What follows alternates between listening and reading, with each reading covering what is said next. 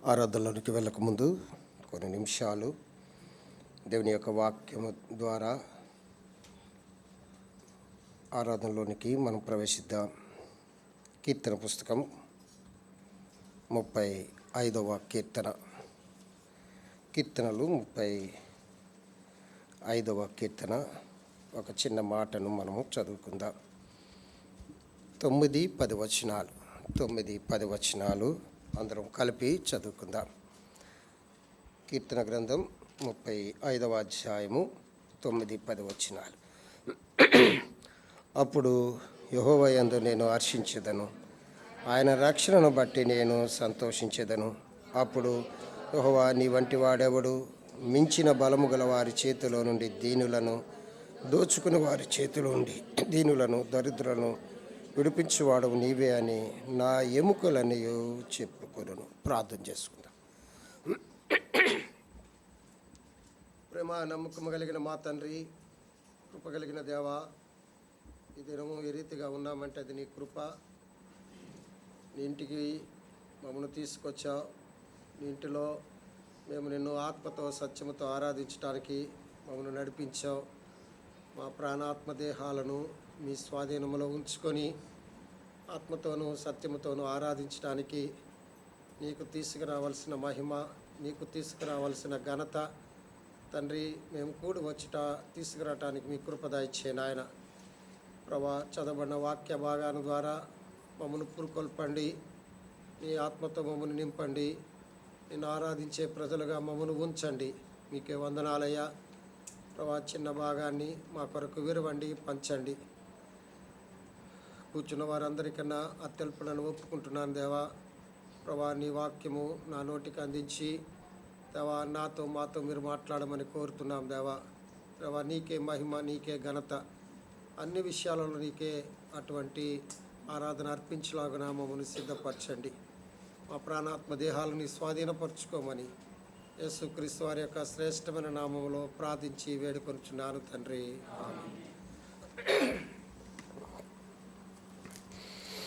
కీర్తన పుస్తకం 35వ అధ్యాయము 9వ వచనాన్ని మరొకసారి అందరం కలిపి చదువుకుందాం. కీర్తనలు 35, 9వ వచనం అందరం చదువుదామండి. అప్పుడు యెహోవా యందు నేను హర్షించెదను, ఆయన రక్షణ బట్టి నేను దావీదు తన జీవితంలో పలుకుతున్న మాట, ఆయన రక్షణను బట్టి నేను సంతోషించెదను. దేవుడు మనకిచ్చిన రక్షణను బట్టి మనము సంతోషించే వారంగా ఉండాలి.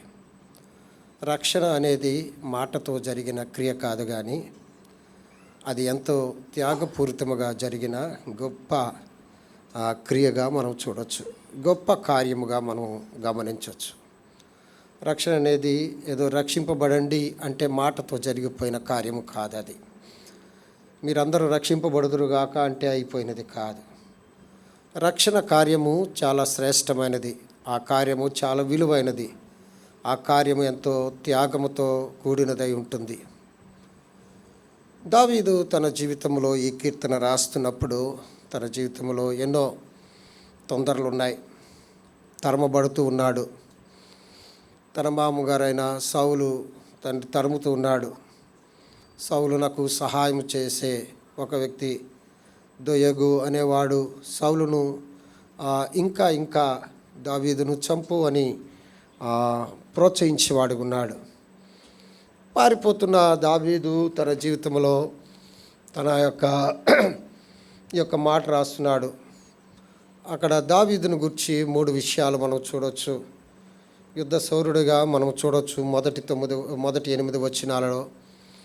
తర్వాత రాజసేవకుడిగా చూడవచ్చు తర్వాత వచనాల్లో. అక్కడ 18 నుండి మనం చూస్తే ఒక ఆరాధికునిగా మనము చూడవచ్చు దావీదుని. దావీదు యుద్ధశూరుడు. కానీ ఆ దావీదు ఏమంటున్నాడంటే, ప్రభా నువ్వు కలుగు చేసుకోయ్యా అని చెప్తున్నాడు.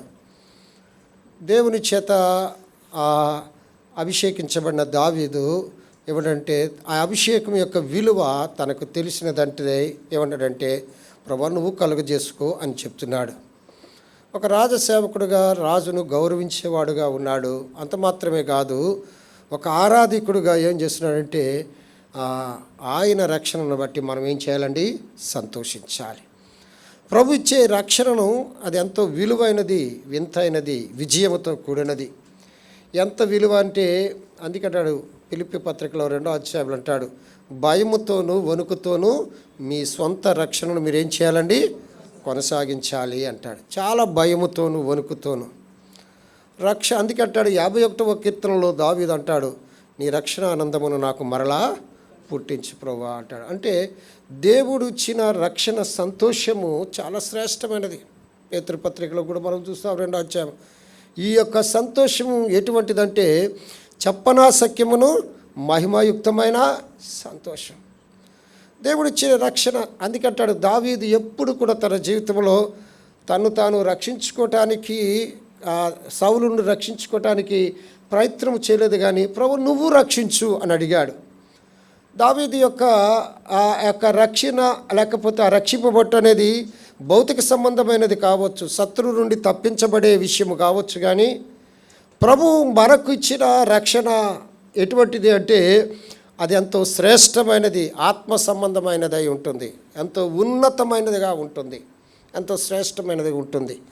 అందుకే దావీదు తన యొక్క కీర్తనలన్నిటిలో కూడా దేవాది దేవుణ్ణి ఎలా కొనియాడుతున్నాడు? నా రక్షణకర్త, నా రక్షణకర్త, ఆయన నాకు రక్షకుడు అంటున్నాడు. చూడండి 18వ అధ్యాయము 46వ వచనం, కీర్తన గ్రంథం 18వ అధ్యాయము 46వ వచనం.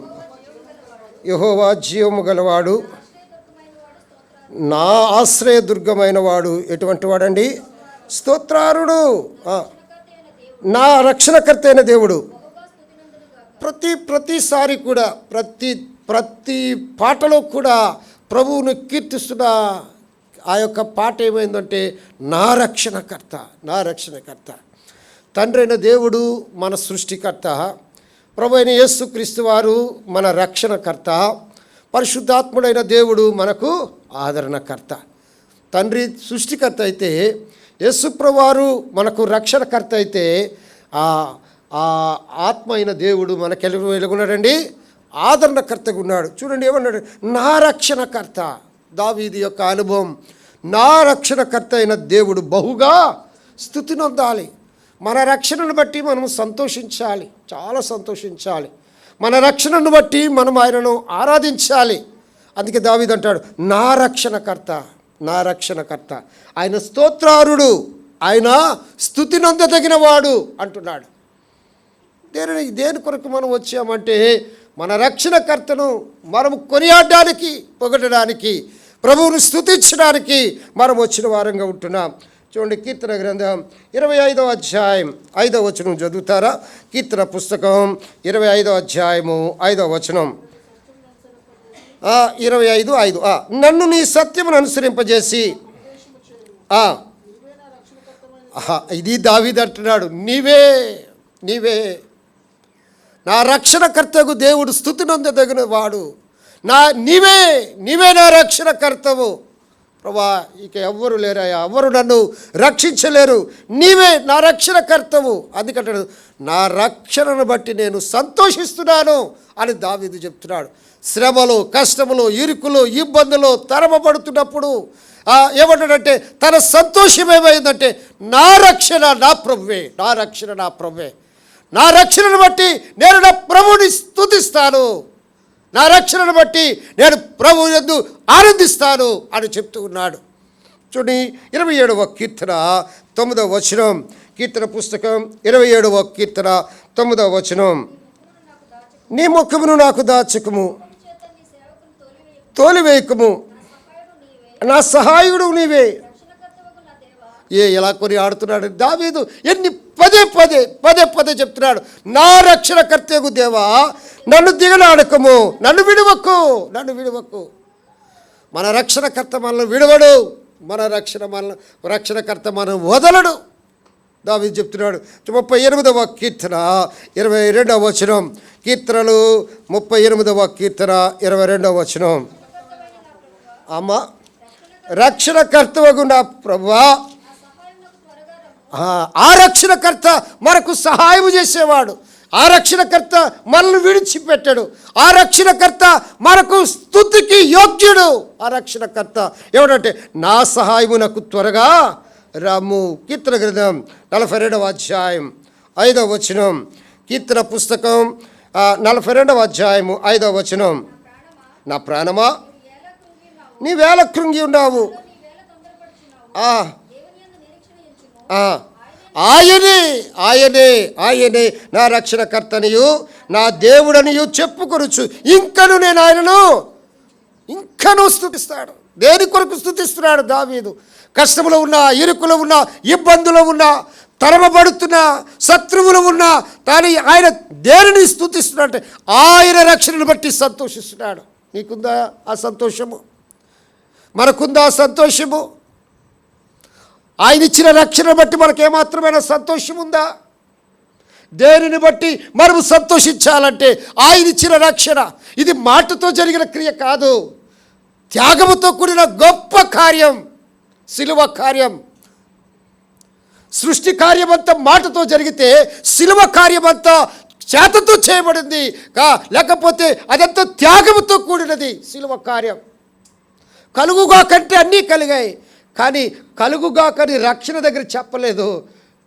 ఆయనే భూలోకానికి దిగివచ్చి మన కొరకు తన ప్రాణము పెట్టినట్టుగా ఆ శిలువ కార్యము చేశాడు.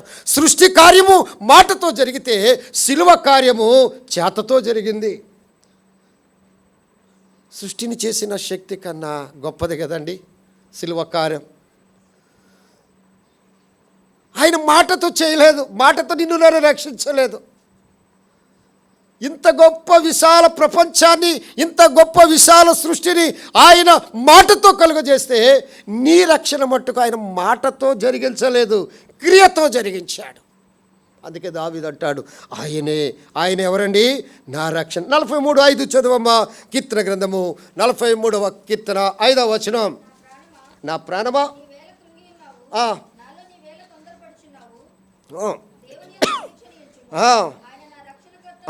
ఈ వచ్చిన 3 పర్యాలు 42లో చూద్దాం, 43లో కూడా ఆయనే నా రక్షణ కాక ఇంకను నేను ఆయనను ఇంకను ఇంకను ఇంకను ఆగకూడదు. ఆయన స్తుతించేది, ఆయన ఆరాధించేది ప్రతి సందర్భంలో కూడా ఇంకను నేను స్తుతిస్తాను. తన జీవితంలో దావీదు తన జీవితంలో ఒక గొప్ప నిశ్చయతకు వచ్చాడు. ఏంటంటే నేను ఆయన స్తుతించడమే నేను నేర్చుకున్నాను అనుకున్నాడు. అంతే. ఇంకను నేను ఆయన్ను స్తుతిస్తాను, ఇంకను నేను ఆయన్ను స్తుతిస్తాను అంటాడు. చూడండి కీర్తన గ్రంథము 62వ కీర్తన 2వ వచనం. కీర్తన పుస్తకం 62వ కీర్తన 2వ వచనం. ఎత్తైన కోట ఆయనే,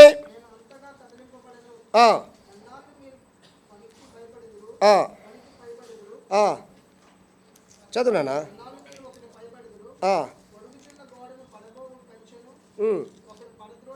కాదు, ఒక్క నిమిషం ఉన్నాను. కీర్తన పుస్తకం 5వ వచనం 65:5 కీర్తన గ్రంథం 65:5. మాకు, నాకే కాదు మనకు, మాకు రక్షణకర్తవగు దేవా, భూదిగంతం నివాసులందరికీ నీతిని బట్టి భీకర క్రియల చేత మాకు ఉత్తరం ఇచ్చుచున్నావు. ఆయన ఎవరండి? మాకు. ఇవన్నీ దావీదు చెప్తున్న మాటలేనండి. ప్రతి కీర్తనలో కూడా ఏదో రకముగా ఏదో ఒక పదం, నా రక్షణకర్త, మాకు రక్షణకర్త, నాకు రక్షణ ఇచ్చిన దేవుడు అని మాటలనే మనం చూస్తున్నాం. 68వ కీర్తన 19వ వచనం.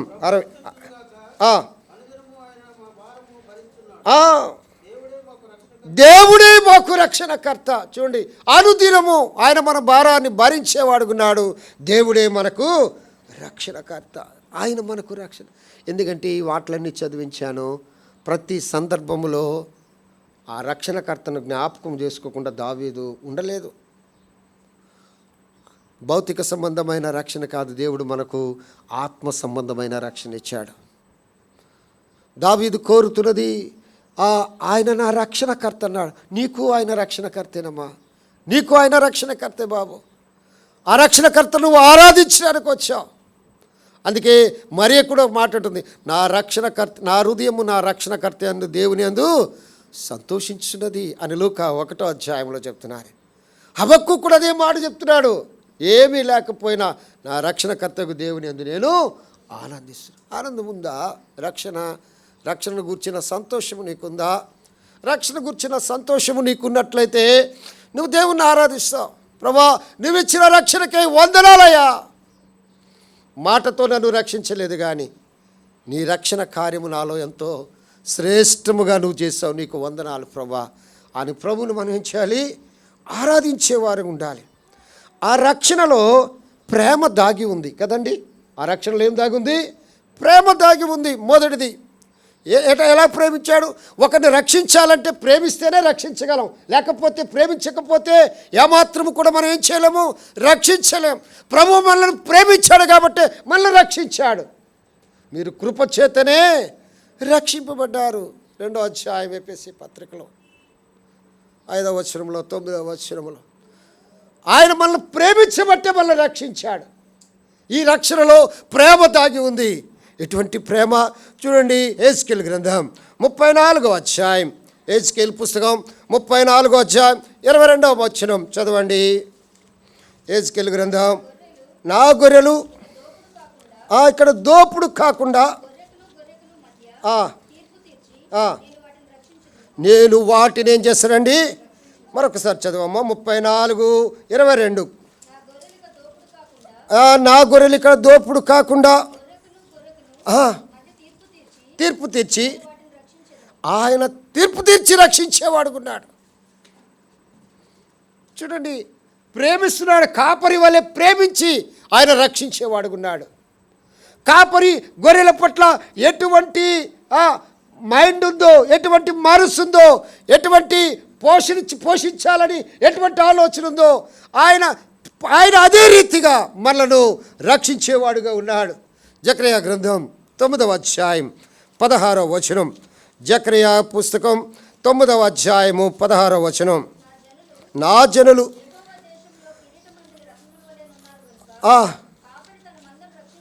కాపరి తన మందను రక్షించినట్లు వారి దేవుడైన యెహోవా ఆ దినమున వారిని. కాపరి ఒక గొర్రెను ఎలా రక్షిస్తాడో ఆ పరమ కాపరి, ప్రధాన కాపరి, నా కాపరి నన్ను రక్షించాడు. కాపరి గొర్రెను ఊరికి వదిలిచిపెట్టడు, భుజముల మీద మోస్తూ ఉంటాడు. నడవలేని వాటికి నడక నేర్పిస్తున్నాడు.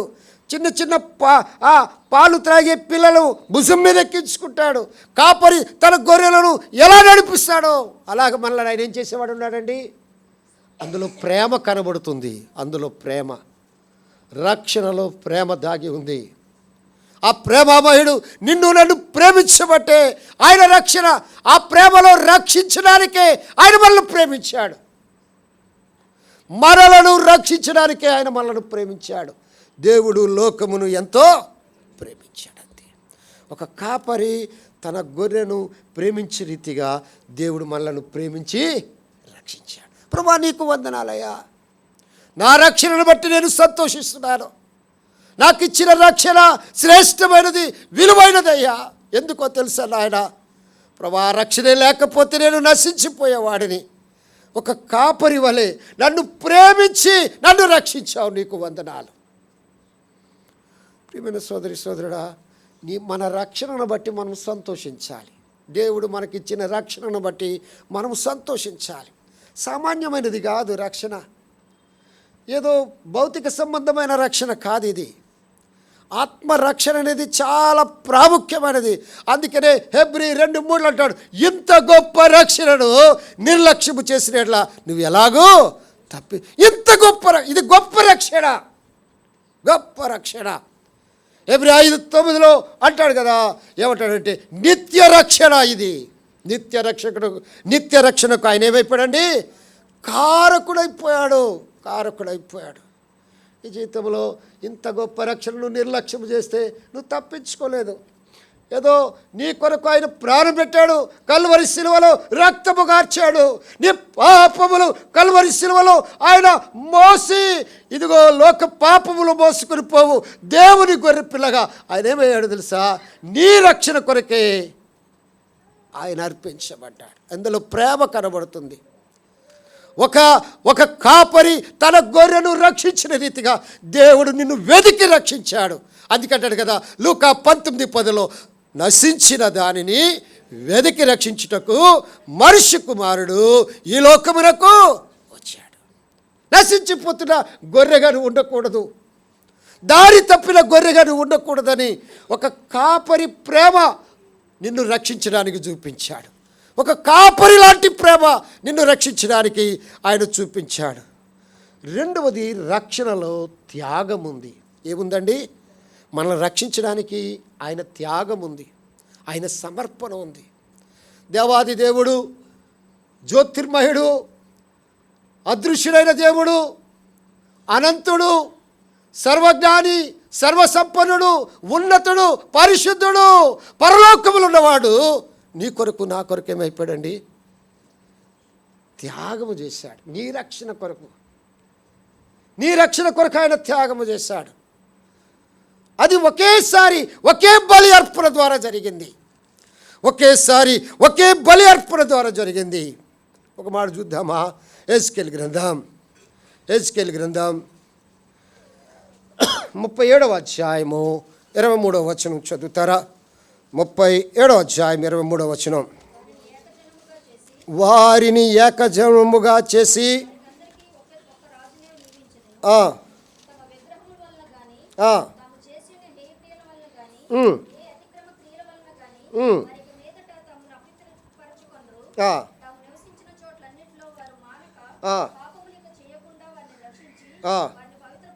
ఆ త్యాగం ఎటువంటిదో తెలియదండి. పాపము చేయకుండా వారిని ఏం చేస్తారండి? రక్షించి పవిత్రపరిచేవాడుకున్నాడు. మన రక్షణలో పవిత్రత ఉంది. ఒకటి, మనకు ఇవ్వబడిన రక్షణలో ఆయన ప్రేమ కనబడుతుంది. ఎలా ప్రేమించాడు? ఒక కాపరి గొర్రెను ప్రేమించినట్లుగా మనల్ని వెదికి ఆయన పట్టుకున్నాడు. అందుకు దేవునికి వందనాలు చెల్లించాలి. రెండవదిగా మనం చూసినట్లయితే త్యాగం ఉంది మన రక్షణలో. ఒక త్యాగపూరితమైన త్యాగము కనబడుతుంది. ఎటువంటిదో తెలుసండి? పాపము నుండి మనలను రక్షించి పవిత్రపరచడానికి. జీవితంలో ఇటువంటి రక్షకుడిని ఆరాధించడానికి వచ్చాం. ప్రకటన గ్రంథంలో కూడా మనం చూడగలం, రక్షణకర్త, నీ రక్షణకై స్తోత్రములు అని వారు చెప్పేవారు ఉన్నారు. సంతోషిస్తున్నావా ఈ ఉదయకాలంలో? నీ రక్షణను బట్టి నీకు సంతోషం ఉందా? నీ రక్షణను బట్టి సంతోషం ఉందా? నీ రక్షణను బట్టి నీకు భయము, వణుకు పుడుతుందా? నీ రక్షణను నువ్వు కాపాడుకుంటున్నావా? నీ రక్షణను బట్టి దేవుని ఆరాధిస్తున్నావా? దేనికి వస్తున్నాం మనము? ఎందుకు వస్తున్నాం మనము? ఎలాగ ఆరాధిస్తున్నాం మనం? ఎలా ఆరాధిస్తున్నాం? నీ రక్షణ బట్టి నీకు సంతోషము లేకపోతే, తృప్తి లేకపోతే, నీ యొక్క రక్షణ బట్టి నీకు ఆనందము లేకపోతే, ఆయన చేసిన త్యాగం వ్యర్థమవుతుంది. నువ్వు ఆయన ఆరాధించకుండా వెళ్ళిపోతే. మన రక్షణలో దేవుని యొక్క త్యాగం, బలి అర్పణ కనబడుతుంది. ఆయన మనం రక్షించడానికి బలిగా అర్పించబడ్డాడు. ఎన్నో మాటలు ఉన్నాయి హెబ్రీ పత్రికలో.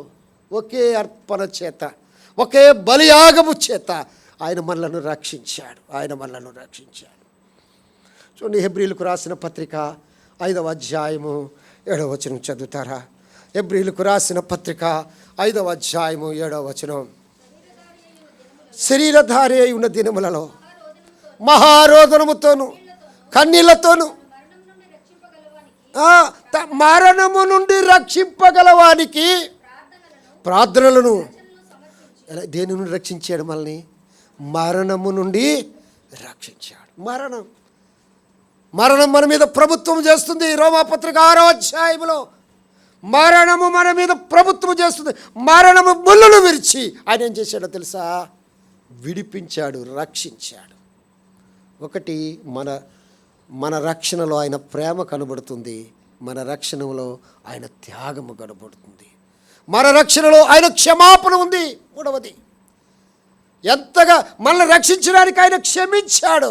ఎంతగా క్షమించాడంటే, తండ్రి వీరేమి చేయుచున్నారో వీరెరుగరు గనుక వీరిని క్షమించు. క్షమించు ప్రభువా, క్షమించు ప్రభువా, వీరేమి చేయుచున్నారో వీరెరుగరు గనుక వీరిని క్షమాపణ కనబడుతుంది. మనల్ని రక్షించడానికి ఆయన క్షమాపణ అడిగాడు. చూడండి,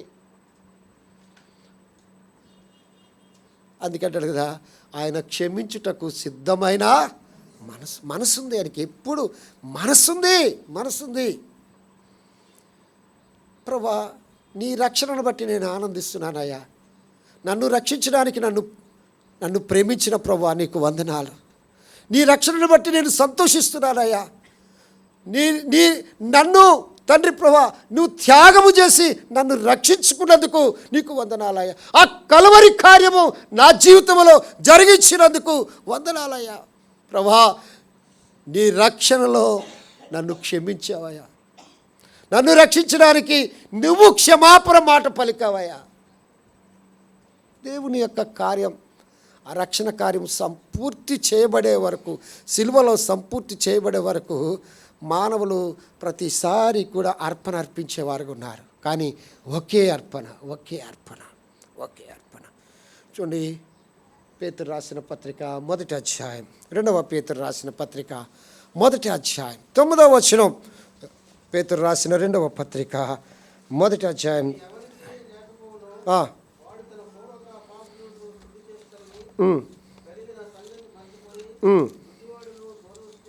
ఒక్క నిమిషంలో 1వ అధ్యాయం 1 పేతురు పత్రిక చూడండి, 1వ అధ్యాయం 9వ వచనం.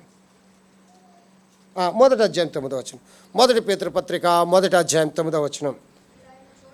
మీరు ఆయనను చూడకపోయినను ఆయన ప్రేమించున్నారు.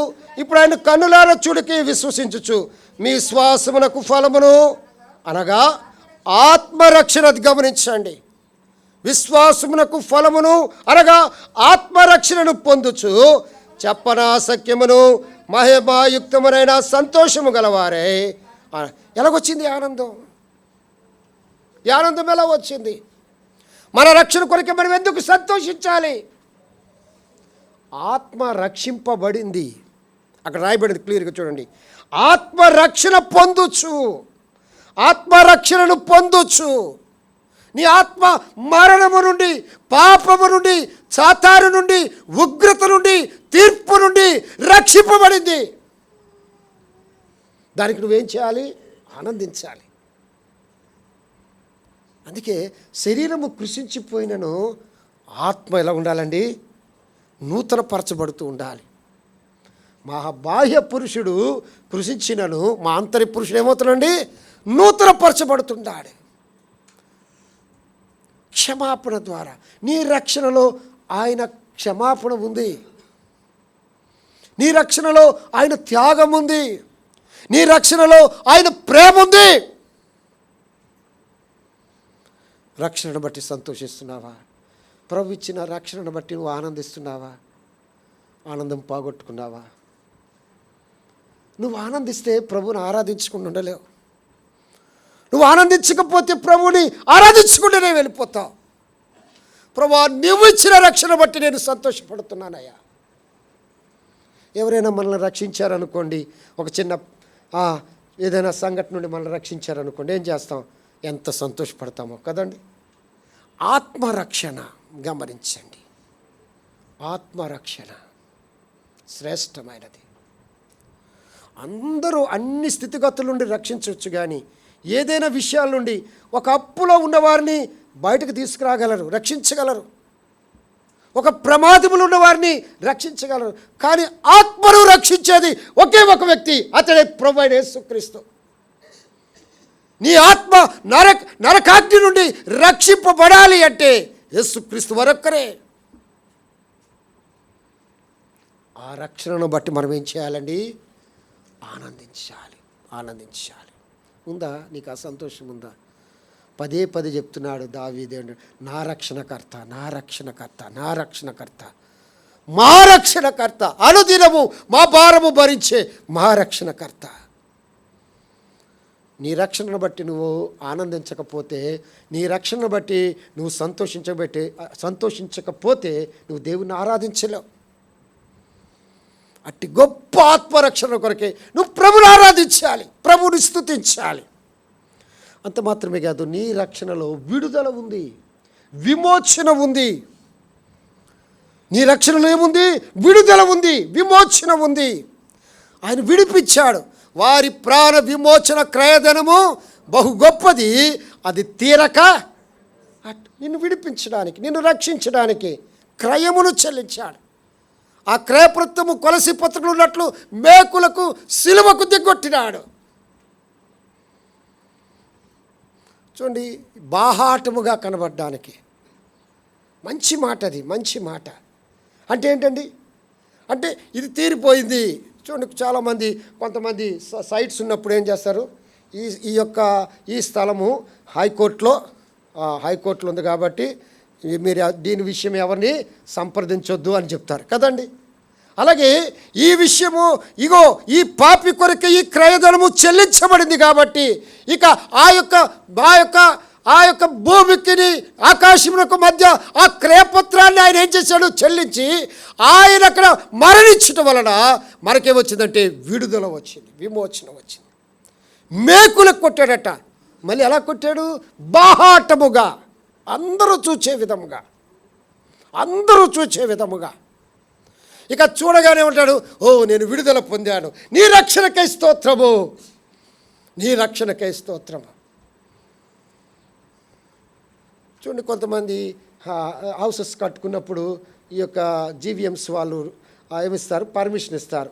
ఒక నెంబర్ ఇచ్చి పర్మిషన్ ఇస్తారు. వారు ఏం చేస్తారు? వెంటనే ఏం చేస్తారు? ఆ నెంబర్ వేసి ఒక ఏం చేస్తారంటే ఒక బ్యానరు తగిలిస్తారు. దాని జోలికి ఇంకెవరు కూడా వెళ్ళరు, ఏ అధికారి వెళ్ళడు.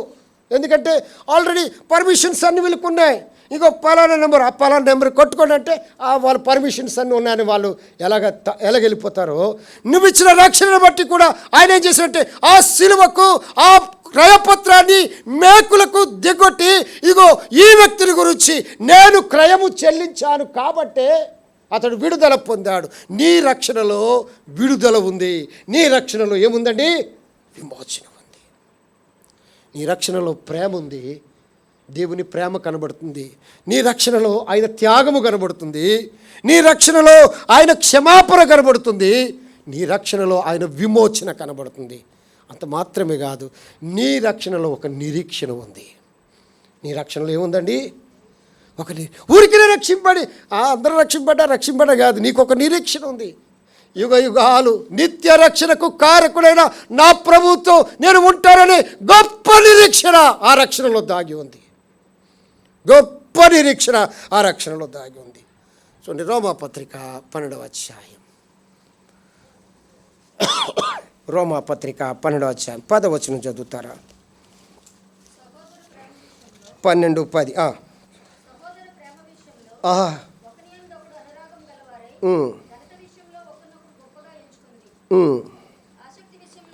ఒక్క నిమిషం నేను చదివి 12వ అధ్యాయంలో ఒక మాట.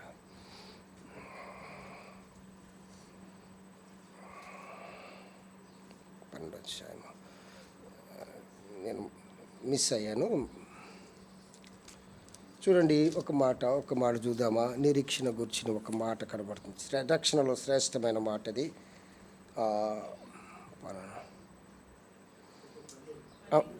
అమ్మా చదవండి. రైట్. నిరీక్షణ గలవారే, శ్రమయందు ఓర్పు గలవారే. దేని ఎందు సంతోషించాలండి? రక్షణ ఎందు సంతోషించాలి. నిరీక్షణ ఎందుకు కూడా మనం ఏం చేయాలండి? సంతోషించేవారుగా ఉండాలి. ప్రభువా, నీ రక్షణలో నాకు గొప్ప నిరీక్షణ ఇచ్చావయ్యా. నేను ఇప్పుడు చనిపోతే కూడా నేను ఎక్కడుంటాను? నా ఆత్మకు నువ్వు రక్షణ ఇచ్చావు కదా. ఆత్మరక్షణను బట్టి నిత్య రక్షణకు కారకుడు అయ్యావు కదా. నీకు ఒక నిరీక్షణ ఉంది. ఏంటంటే నేను నీతో ఉంటాను, నీ దగ్గర నుండి వచ్చాను, నీ దగ్గర ఉంటాను. నీ దగ్గర నుండి వచ్చాను, నీతోనే ఉంటాను. చూడండి, ఒక గొప్ప ధనికుడు ఉన్నాడు అనుకోండి. ఆ ధనికుని కుమారుడు ఏమవుతాడండి? ఎక్కడికో ఒక విదేశాలకు పంపించాడు వాడి కుమారుని చదివించడానికి విదేశాలకు పంపించినప్పుడు ఏం చేశాడు? వచ్చిన తర్వాత విదేశాల నుండి వచ్చిన తర్వాత ఆ ధనికుల కుమారుడు ఎవరి దగ్గరికి వస్తాడు చెప్పండి? ఎవరి దగ్గరికి వస్తాడు? ఎవరి దగ్గరికి రావాలి? తండ్రి దగ్గరికి రావాలి కదా, ధనికుని దగ్గరికి రావాలి. వాడు విదేశాల నుండి వెళ్ళి వచ్చిన తర్వాత వాడు అక్కడికి ఒక బీదవాడి దగ్గరికి, ఒక దిక్కుమాలినోడి దగ్గరికి వెళ్ళాడు అనుకోండి, ఎలా ఉంటుంది? మన పరిస్థితి అంతే, మన పరిస్థితి అంతే. గొప్ప రాజులకు రాజు గనుడైన దేవుని దగ్గర నుండి మనం వచ్చాం భూలోకానికి. మనం ఇక్కడ వెళ్ళిపోయినప్పుడు మళ్ళీ ఎవరి దగ్గరికి వెళ్ళాలి? ఎవరి దగ్గరికి వెళ్ళాలి చెప్పండి? ఆ రాజు దగ్గరికే వెళ్ళాలి, ఆ దేవుని దగ్గరికే వెళ్ళాలి. మనం ఎక్కడికి వెళ్తున్నాం? సంతోషకరమైన స్థలాన్ని విడిచిపెట్టి దుఃఖకరమైన స్థలానికి పోతున్నాడు, నరకానికి పోతున్నాడు మానవుడు. వచ్చినప్పుడు సంతోషకరమైన స్థలం నుండి మనం వచ్చినప్పుడు ఆనందకరమైన స్థలం నుండి వచ్చాం, గొప్ప ధనికుడైన ప్రభు దగ్గర నుండి వచ్చాం, ఐశ్వర్యవంతుడైన వారి దగ్గర వచ్చాం, రాజులకు రాజైన వారి దగ్గర నుండి వచ్చాం. ఈ భూలోకం నుండి మనం వెళ్ళిపోతున్నప్పుడు ఎలా ఉందండి? ఎవరి దగ్గరికి వెళ్ళిపోతున్నాం? ఆ కుమారుడు వచ్చి ఏదో దరిద్రుడికి వెళ్ళినట్లు ఈ దరిద్ర వేషాలు వేసి మనం ఎక్కడికి వెళ్ళిపోతున్నాం? దుఃఖకరమైన ప్రాంతానికి, నరకానికి. అక్కడికి వెళ్ళొద్దనే దేవుడి రక్షణ కార్యాన్ని. మనకు ఒక నిరీక్షణ ఉంది. రక్షణలో ఏముందండి? ఒక నిరీక్షణ. ప్రభువా నీ దగ్గర నుండి వచ్చావు, నేను నీ దగ్గరికే రావా. ఆ ఆలోచన ఉందా నీకు నాకు? ఎవరి దగ్గరికి ఉండి వచ్చామో ఆ దగ్గరికి వెళ్ళాలి. ఆయన దగ్గరికి వెళ్ళకుండా మన మార్గం మారిపోయింది. విశాల మార్గంలో నరకానికి పోతూ ఉన్నాం మనం. ఆయన దుఃఖపడి ఆ రెండు మార్గాలు కలిసి ఒక సిలువ పెట్టాడు. ఆ సిలువ దగ్గర నుండి ప్రభువా ఇదిగో నేను పాపిని అనుకుంటే మళ్ళీ ఆ మార్గంలోకి వెళ్ళిపోతావు, లేదా ఆ రక్షణ అనుభవం నీకు లేకపోతే ఆ విశాల మార్గంలో నువ్వు వెళ్ళిపోతావు. ఒకవేళ ఆ తండ్రి అనుకున్నాడు, ధనికుడైన తండ్రి అనుకున్నాడు అనుకోండి, ఏంటి నా కొడుకు నా దగ్గరికి రాలేదు ఏంటంటే ఏమన్నాడు? అయ్యా నీ కొడుకు నిన్ను విడిచిపెట్టాడు, నీ కొడుకు దుర్మార్గ స్థితిలో ఉన్నాడు, నీ కొడుకు దిక్కుమాలిన స్థితిలో ఉన్నాడు, నీ కొడుకు అపవిత్రతలో ఉన్నాడు, కాబట్టి నీ దగ్గరికి రాలేడయ్యా, నువ్వు పరిశుద్ధుడు కదా. గమనించండి, రక్షణలో దేవుని ప్రేమ ఉంది, రక్షణలో ఆయన యొక్క త్యాగం ఉంది, రక్షణలో ఆయన యొక్క క్షమాపణ ఉంది, రక్షణలో ఎక్కడ ఏముందండి? విడుదల, విమోచన ఉంది. అదే రక్షణలో గొప్ప నిరీక్షణ. కాబట్టి ఆ రక్షణను బట్టి నువ్వు సంతోషించగలవా? ఆఖరికి మాట చదువుకొని ఆరాధనలోకి వెళ్ళిపోతాం. కీర్తన పుస్తకం 35వ అధ్యాయం 9వ వచనం అందరం కలిపి చదువుకుందాం. కీర్తన పుస్తకం 35వ అధ్యాయం 9వ వచనం అందరం గట్టిగా బిగ్గరగా. నువ్వు నిజంగా రక్షణను బట్టి సంతోషిస్తే బిగ్గరగా చదువుతావు. నీ ఆ దూతలు చెప్పి ఆ ప్రకటన గ్రంథములు ఉన్నట్లు నీ రక్షణకై స్తోత్రము. నువ్వు నిజంగా రక్షింపబడి దేవుని ఆరాధించడానికి వచ్చి ఆయన నీ రక్షణలో నువ్వు సంతోషించినట్లయితే నువ్వేం చేస్తావంటే బిగ్గరగా చదివి దేవుని సంతోషపరుస్తావు. చదువుదామండి. అప్పుడు యెహోవా యందు నేను హర్షించేదను, ఆయన రక్షణ బట్టి నేను దేవుని రక్షణను బట్టి మనం ఏం చేయాలండి?